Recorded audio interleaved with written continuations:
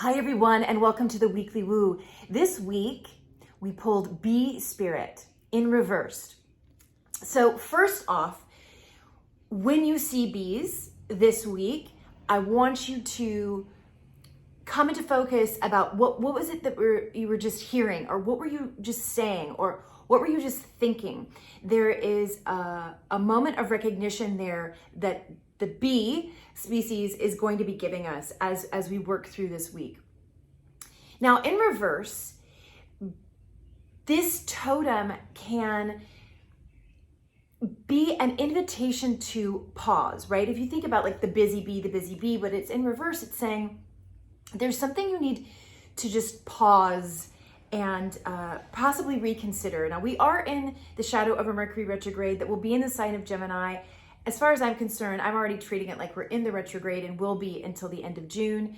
Very precise focus with this Mercury and Gemini on what we say, what we think, what we're writing, and that being in alignment with what we really want in our life, which is the bee reminds us that what we're seeking is sweetness. What we're seeking is that honey, that nectar.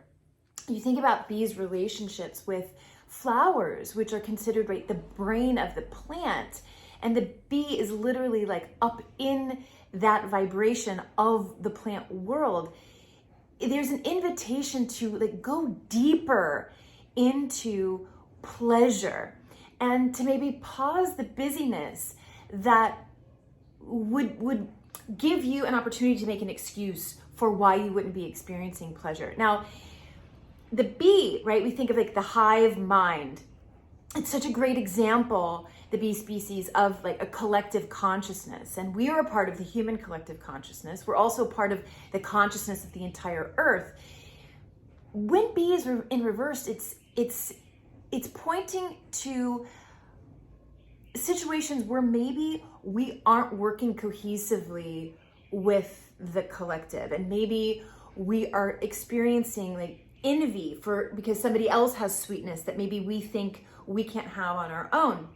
It's a reminder that anything you see that others have, it is just to inspire you to manifest that for yourself. There is enough to go around. This idea of lack, I've actually been speaking with a good friend of mine about this idea that there's not enough to go around is false. It's an illusion. It's an indoctrination. It's a belief system that is totally false and used to keep us all down.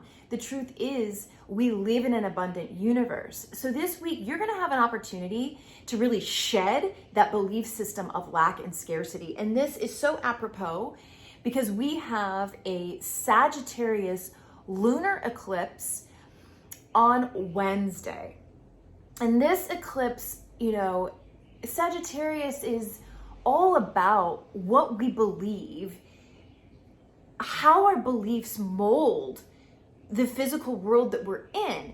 And when it's a lunar eclipse, it's about letting go, always with full moons, but especially when it's an eclipse, to really like, what are the beliefs that are holding you back from experiencing your power, your joy, your bliss, your sexual energy, which is your creative energy. So B is really sending us a big message this week.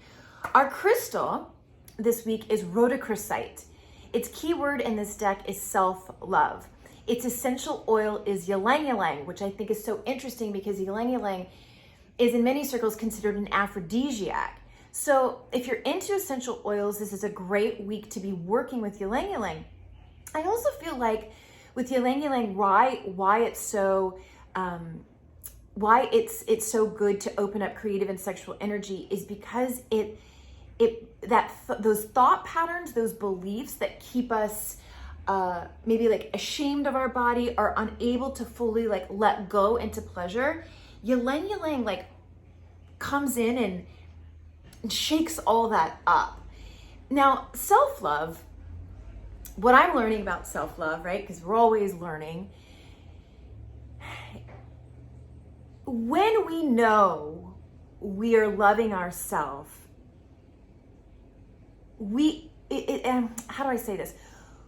When we are able to have compassion for people who trigger us, for people who oppose us, for people we don't agree with, when we are able to choose in moments of conflict or strife or even trauma, when we are able to come from our heart and choose that higher vibrational action or reaction, even the act of not acting when we're triggered or pushed.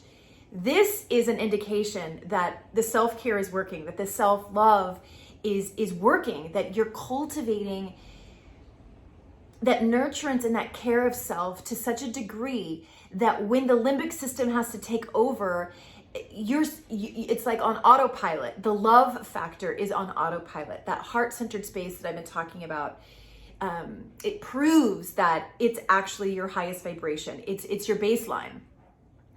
So this week we have an opportunity to forgive someone, something, yourself, because the act of forgiveness is the ultimate act of self-love. And even though we think, oh, well, it's an action towards something else, it's an action for something else, forgiveness really doesn't have anything to do with the other person or other people. It's about releasing yourself from the bitterness, the resentment that literally that vibration keeps you in prison. It keeps you can't experience, right? The pleasure. And also that vibration of like envy and jealousy, it's the same. Again, I think it's going to come up this week where we're having this choice where if we choose the act of forgiveness of self or others, we're going to feel this rush of pleasure, of bliss, of sweetness. And I also just coming to my mind of treating everything in your life as if it is a small infant.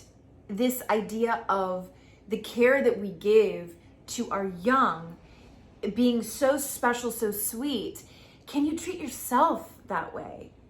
And the biggest challenge is, of course, maintaining boundaries, right? If somebody's breaking your boundaries, but can you, from afar, you can treat someone with that sweetness. People that you may have had to let go of, or situations you've had to leave, or there is still an opportunity to send love and sweetness and kindness into each relationship of your life, to treat like it is an infant, like it is a small plant, like it's a seedling. Which leads me to our nature allies, our plant allies are dandelion, which we had a few weeks ago, and summer. The keywords in the summer card are bring to fruition. So whatever it was that was happening last fall, we're going to be seeing some movement around that this week. And this is also, summer in the wheel of the year, when we look at how we compare the moon cycle with the seasonal cycle, summer is the full moon, technically. It's that energy of rightness, abundance. And we have this full moon on Wednesday that's an eclipse. So there's a fullness that we have access to now. There's a lot of fear that goes on around eclipses on the internet and everything. And, that's a part of it all. The choice is your belief system about what an eclipse is the only thing that matters. And eclipses are really these node points of destiny, of change that align you with your highest vibrational path if you allow it. So this week, it's we're meant to let go of the busyness and really open up to whatever fruition is coming into our life. Now, it's interesting because dandelion is persistent pursuits. It's a signal to do not give up, right? That dream that you have, that you may see someone else having, this message is, no, it's also yours. You have to feel it as if it's already your existence, as it's already your reality. You do that leap, the mind can then start creating those thought forms that bring in the physical manifestation. So there's no giving up this week, that's for sure. I decided to use the goddess deck because, the full moon makes me think of the yin and the lunar energy that we all have within us, which we can also consider like the feminine within us, that intuitive, receptive part of ourselves. And we got leap of faith and blossoming.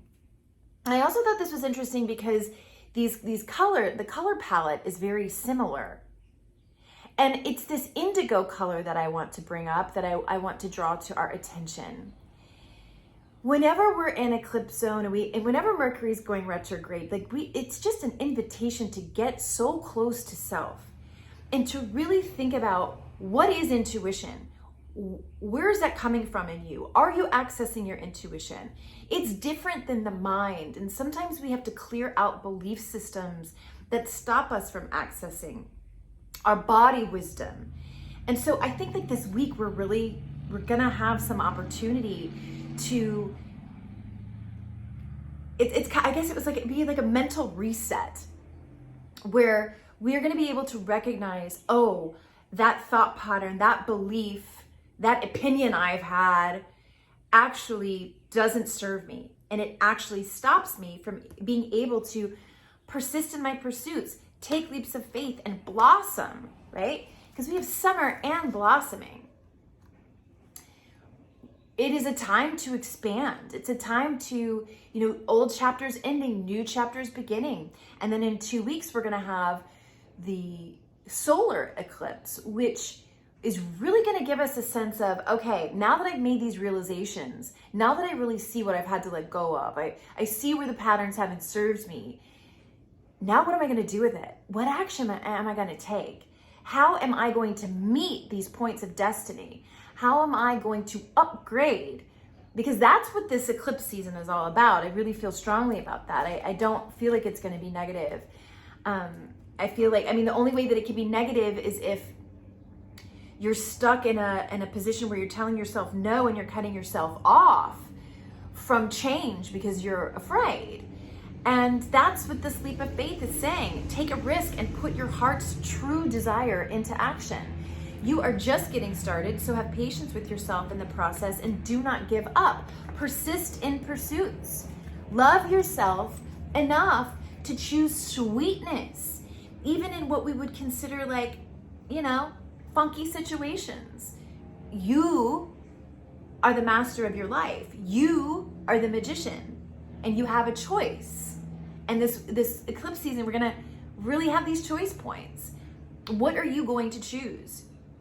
To be fruitful, blossoming, sexually and creatively flowing and open, in cohesiveness with your fellow humans, your community, your sense of giving back, all of that to really come back to, how much do you love yourself? How much are you willing to give yourself? This week, the question's gonna come up. Do you love yourself enough to go for what you really want? Because what's the worst thing that happens? It doesn't work out maybe the first time and you have to try again. Well, persistent pursuits, you're gonna get there. That's definitely something I've learned. Try and try again. Okay, so this is my favorite part now. If you have a query, something that you are wanting some specific answer about right now, maybe even like a yes or no question, go ahead and let it percolate, think about it, visualize it. What is the question? And we're gonna, unlikely. Okay. So it was interesting when I was shuffling that, my tummy got a little tight. So it looks like maybe there is, there's always this sense of anticipation around eclipse season. It's just the way that, the collective consciousness has looked at eclipses for so long. And I think there's a lot of fear around worst case scenarios. And this to me is saying, no, that worst case scenario is unlikely. Can you release the obsession with worst case scenarios so that you can open up to the sweetness? Can you? It is a discipline. And I want to encourage all of you to do that this week. Let go of the fear, persist in your pursuits, demand sweetness for yourself because you're worth it, because you love yourself. If you want more, head over to Patreon. See y'all there. Bye.